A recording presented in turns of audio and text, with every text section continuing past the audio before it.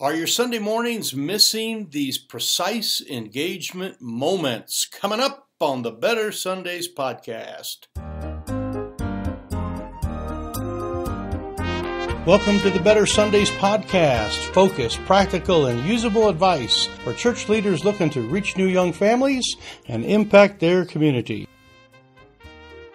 Welcome, welcome, welcome. Hey, Mike Holmes here in studio, and we are doing the double whammy again here. We've got YouTube going, and welcome to all my YouTubers as well as our podcast. Welcome to everybody on the Better Sundays podcast. Thank you so much for being with us. I've been doing some traveling, been out west helping a church planter, doing a few things, so been busy. Haven't been able to get a couple of the regular recordings out, but we're back on track here and ready to go. So thank you so much for being with us. Today we are covering a very, very important thing, and also we have a great announcement here where the thing I've been working on, this engagement idea sheet, is finally completed. Stay tuned to the end and I'll be able to give you the address on how to get that for those of you that are watching online.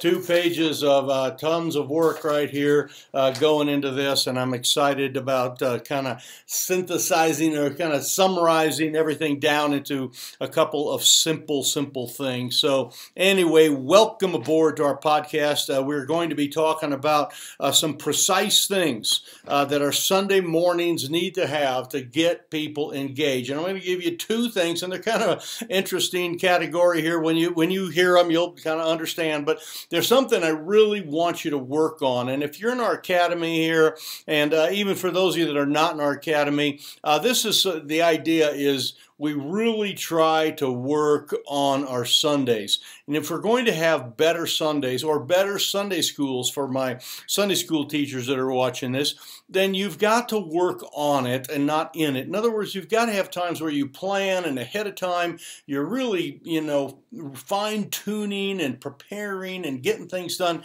and not actually in the moment. Now, when you're in the moment, you got to be teaching, you got to be ready, you got to go, got to be flexible. There's all sorts of things you've got to do at the time of your teaching and preaching, and that's got to be good too. But most of what we're talking about are things that are done on Mondays, Tuesdays, and Wednesdays, Thursdays and Fridays, and Saturdays, but not on Sundays. You'll see the fruit of it on a Sunday. It will all come together on a Sunday, but these precise things that we're talking about are very, very important. So let me get into the content here of kind of what we're doing. Okay, we all have a time when we meet with our people, okay? If you're a Sunday school teacher, from 9:30 to 10:15 or whatever. If you're a preacher, maybe 11:20 by the time you get to preach, and then it's, close to noon when you're done. There's a lot of different times there, but I want you to kind of grab hold of that time. And I know that time is expanded on both ends just a little bit, where you'd have music at the beginning, music at the end, you'd have some singing, you'll have some announcements, and you'll have some of that. All of that is generally known as our Sunday morning service time or our Sunday school time. And it is, generally speaking, and I'm talking about it here very generally for some of you, we're just going to say it's about a 60-minute moment there that you have from the time that people kind of walk in and you start to, like say, do some music and some special and welcome. And if you're with kids, you're going to be doing a little, maybe a game time and a verse sheet and a memory. And little kids, you're going to be doing some coloring, but you've got about an hour. Now, that hour is super important, and that needs to be well planned. But when we're talking about engaging our, and I don't like to use this word, but I will for the moment here, customers, okay, the people that have chosen to be with us. When we're talking about engaging our parishioners and our congregants and our attenders, when we're talking about engaging them, we're going to be doing some things in that 1 hour period. If you missed it, last week we covered on how to make your Sunday services engaging. We dealt with a variety of feedback techniques and the way to get their mind engaged and the way to use, what we call inductive questioning, and where they're playing the game with you. They're kind of participating in your message because you're asking questions and they're coming along with you. That is all very important, and that is during that 1 that 1 hour period when you are doing all that. What we have found and what we strive to do at our church is we take that 1 hour time, and we know we've got them, and we're from 11 o'clock to 12 o'clock. That's the moment we got them. They're pretty much going to sit there and be with us. But we found out that if single mom comes and she gets her kids all dressed up and they come to church, or someone takes time out of their schedule and, breaks away and comes to church and does something, special, that 1 hour is a very precious moment for them.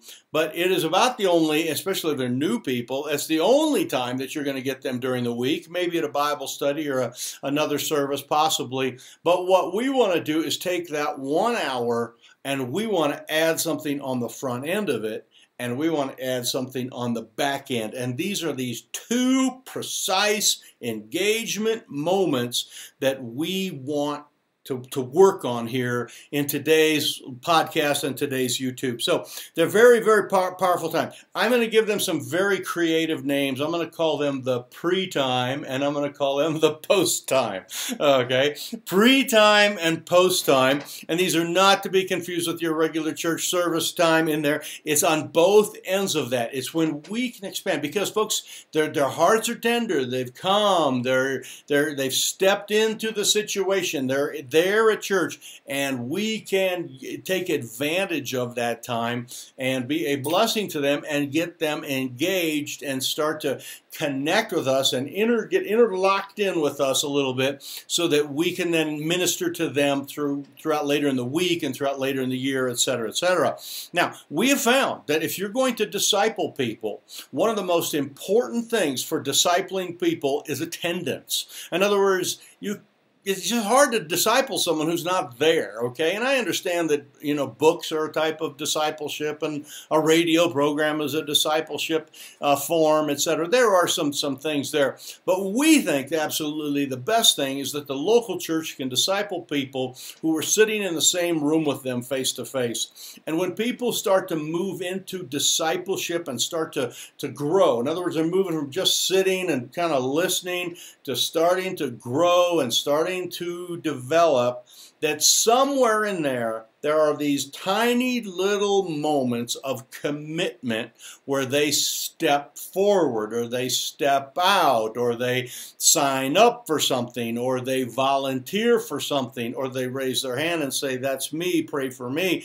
All of those things are little tiny moments. So if you could go back in every single person's discipleship process, you would probably find some little micro moments, little mini commitment moments that they started to kind of like, hey, I'll do that, or I'll come to that, or I'll be involved with that. And from there, it's obviously our job to get them more involved and teach them spiritual stuff. So what we want to do is the very best we can as feeders of the sheep and leaders of the sheep is to make sure that we are taking using those the best we can, those micro moments, and creating these engagement opportunities, creating this, an anticipation for they're going to sign up for something. It's going to be a little thing that's going to lead to something bigger.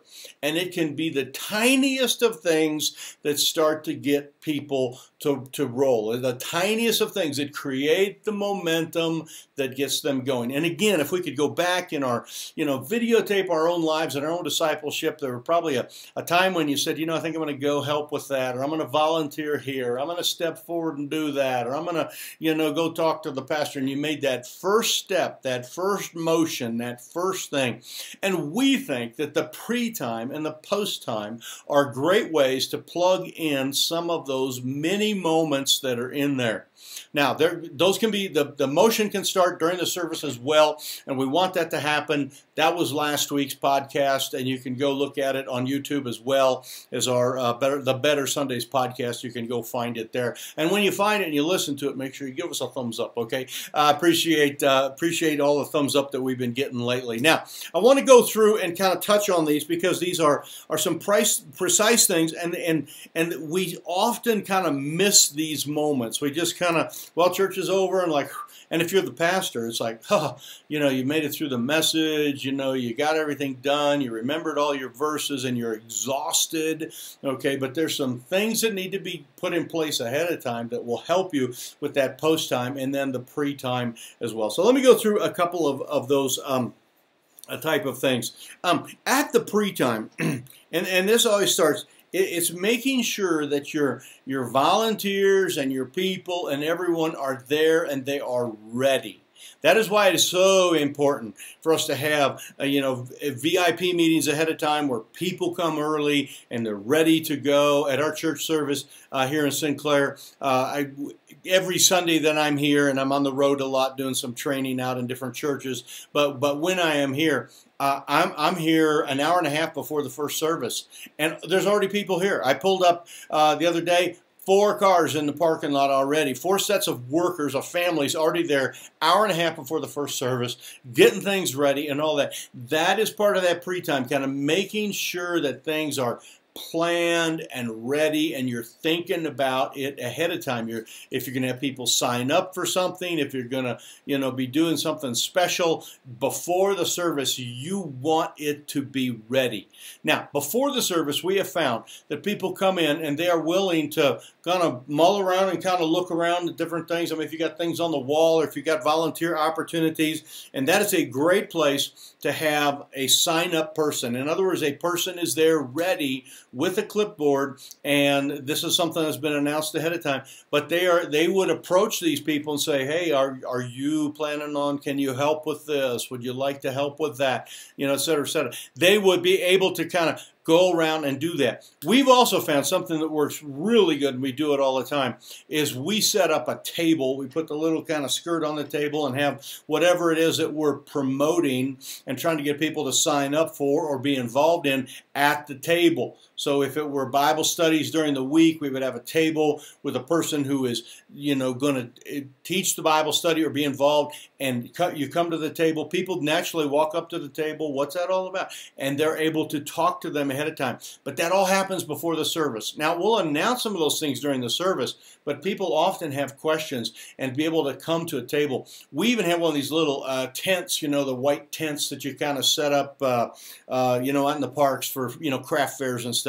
Our ceiling is high enough so we can put one of those up. And that is just such a magnet. People just come right to it. They want to do it. They come and they take some action, and it's a little step, and they ask about something, what they can volunteer for, what they can sign up for, and they're able to connect with a volunteer. And the volunteer is there that runs that department, and they're able to talk and kind of share some of that. So that is an ahead of time type of thing. Another great one to do ahead of time is, and this is the simplest, again, the simplest, smallest thing, is to have, if someone in your churches probably needs some encouragement, and they probably, had a surgery or loss of loved one or whatever, we like to get a card, and we fill out, it's a kind of a get well card or thank you card or in sympathy card, thinking of you card, and we have someone walk around, and they have the pen and they have the card, and they go to different people and they say, hey, would you like to just write it with just sign your name or just write a quick word here for this person who was just in this car accident or whatever. And they go around and they do that. So now people who would come to church that normally sit there like that, and maybe, they're first timers, they don't know. You know what they're doing?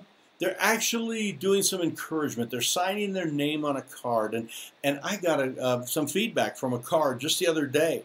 And it was just like, they were so grateful that we had done that. And so that is a powerful, powerful thing, is to be able to kind of go around. So these are something that has to be thought about ahead of time, some type of engagement activity that is done ahead of time.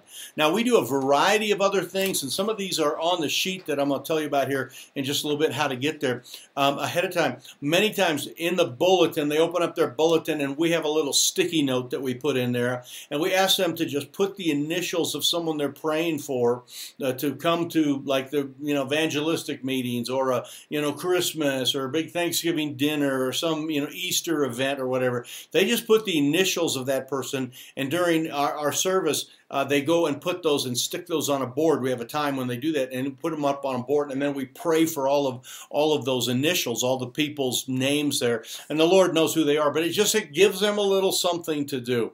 There are tons and tons of things that you can do where people can do stuff ahead of time. We mentioned this also in our sheet here that you'll be getting, is we have a guide how to get to the connection cards. If you are not using connection cards, absolutely absolutely one of the best things you can do is get people to fill out their connection cards, and many people fill those connection cards out ahead of time. They would take time to put their prayer requests on there, and you can actually do that, like maybe 5 minutes before your service. If things are starting to fill up, people are there, you just come, go to your microphone or go up front and say, hey, it is time to put your prayer requests on there. Don't forget to share your prayer requests on your connection card. We're going to be praying for those this week. Our service will start in 5 minutes, but go ahead and put your prayer requests on there. Powerful, powerful thing that you can do there. So that is a pre-time, and you have to think about things that you do ahead of time. You can, of course, add refreshments into that, and we think refreshments are great because people like to eat refreshments. We found that people like to bring refreshments, and we ask people to help serve refreshments that they're involved. So refreshments is another one that can be done during that entire pre-time there if your church is involved with that. At the end of the service, so now we've kind of, at the beginning, we've got them engaged. Now at the end of the service, there are some things you can do that fit a little bbit better at the end. You can still do the sign-ups. You can still have the table for Bible studies. You can still have the recruitment and, people going along with the, the list and sign up to help here. It just happens all the time at our church. We're always signing somebody up. In fact, we have that every Sunday have a sign up. It's really kind of one of those things that I would do every single Sunday in my church. If I were to start a brand new church, I'd have something that people could sign up for in a way that they could easily check a box and say, I'll be involved with that, or I'll help with that, or I'll give to that, or I'll promote that, or I'll talk about that. Every Sunday have a sign up. And so there's all sorts of things that happen at the front of the service, and those can all happen at the end of the service as well. But there are a few things at the end of the service that you can do, because now you're not up against the time constraint. You can have a little bit different thing. And what we have often done is had like what we call a little mini work day, okay? It's a work moment, actually. It's where we have something that's planned, and we just need some guys after church. Hey, guys, if you could grab all the chairs, and we're going to get those out here ready and set them up for the big dinner that we're doing this week, our big promotion that we're doing. And you ask some people to go get the chairs, and you'd be surprised how guys will go, get chairs and tables and work on, setting them up or just moving them. We've had food boxes, and we have a food ministry, so it works well, where we've had like 100 boxes, and they just all need to be carried down to a different room and moved somewhere. And our guys were able to do that, put them on carts and push the boxes. And it's sort of this mini work moment that can kind of happen after church. They don't work very well before church because people don't want to get messed up or dirty or sweaty. And it's only it's only like 5, 6, 7, 8, 10 minutes long. We had some windows that we were putting in our church, and we had to carry them upstairs. So we had like 30 brand new windows, and they're kind of heavy. It took 2 people a person, or 2 people. It took 2 people to carry each window. And the 2 people carried each window, and we had them carry them up the stairs to the 2nd floor and get them staged ready to for the work crew that was coming to put those in. So all of those things, you got to think about that ahead of time, but it's just a great little engagement moment where somebody will do that. And many times I have been an eyewitness and watched first-time visitors, never been in our church before, and they're moving boxes, and they're hauling stuff, and they're doing all that.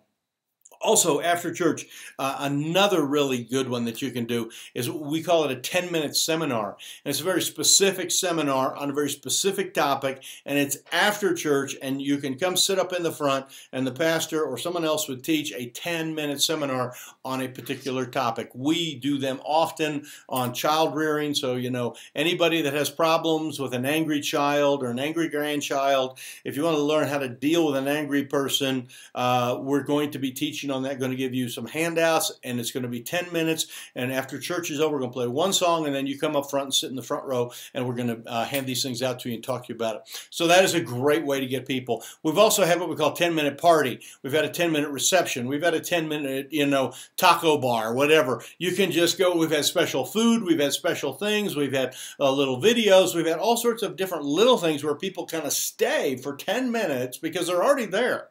They stay for 10 minutes and go watch a special little video, and then we do a little promotion on whatever that happens to be. There's a lot of different ways that you can do that afterwards. Now, you can also tie that, especially in America anyway, if church's end is about lunchtime, you can have that to add to a meal, and they would stay longer, and you would have some lengthier training, and that works really well for us. We also do, after church, what we call a tour, a get-to-know tour. It's where people are new to the church and they've never been there before. They can kind of learn a little bit about the church. They can see the building. They can, do a couple different things, and we kind of explain a few things, and it's just a 10-minute tour after church, and we invite people to hang out afterwards, and it starts right over there in that room in about 60 seconds. So head on over there, and we go over there, and then boom, we have someone that gives them a little tour. So all of those are pre-time, post-time. These are very powerful moments that you can actually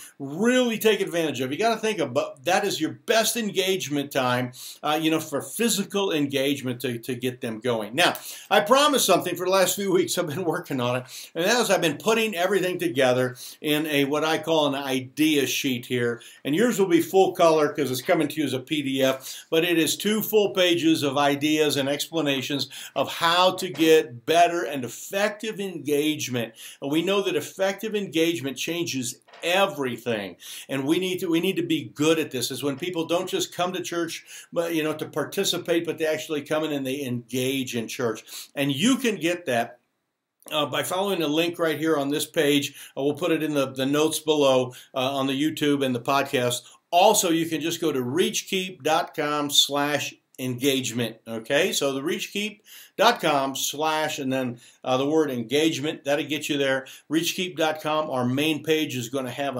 a link to this, and you'll be able to go there, enter your email address, and you hit the button and go ping. It's going to be right there for you instantly. And so we've been working really hard to make that for you. We love doing resources for our churches. We love the local church. We love it that you love the local church as well. So, hey, I've got to get going. If this was helpful for you, please do look around on your screen right there, and there's a little thumbs up guy somewhere. Hit that little thumbs up button. I appreciate that. And share this with somebody. If you are on podcast, you can hit the subscribe button. We appreciate that so very much. And I will let you go. Again, Mike Holmes from reachkeep.com, Sinclair Baptist Church, coming to you here today with this great stuff on how to be more effective in our engagement. You can go back in our YouTube and see some things we've already done, and we've got a couple more weeks of this coming up. It's a very powerful topic. I'm very excited to be able to share all of these things with you. So